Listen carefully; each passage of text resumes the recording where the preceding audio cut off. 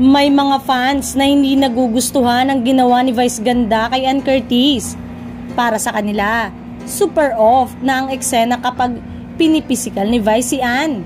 Okay lang yung magbuwisitan at asaran pero huwag mong pisikalin si Ann. Respect mo pa rin pagiging babae niya.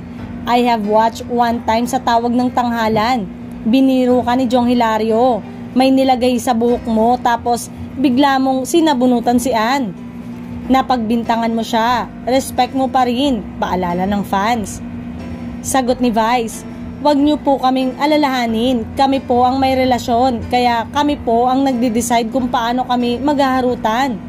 Iba-iba po ang dynamics sa mga magkakaibigan.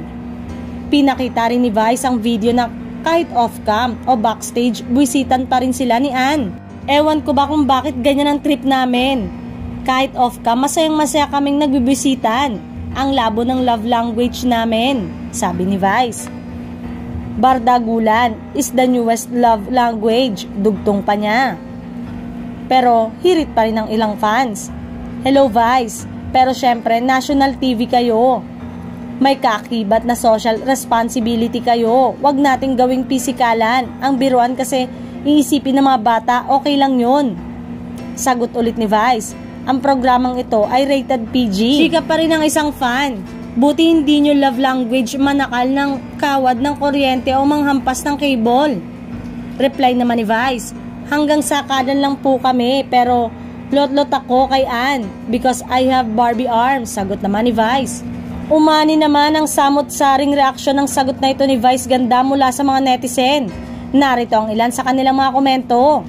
Sinang-ayunan naman ni Vice ng mga fans nila Ann na wala namang masama sa nakikita nila. Almost 15 years na kayong magkaibigan at naghaharutan ni Ann. Ngayon ka lang na-inform kung paano mo siya haharutin ng tama sa panlasa niya. Ang daming papansin. Lahat big deal. Kaya nga, physical hosting ang tawag nila. Alam naman nila ang mga limit nila.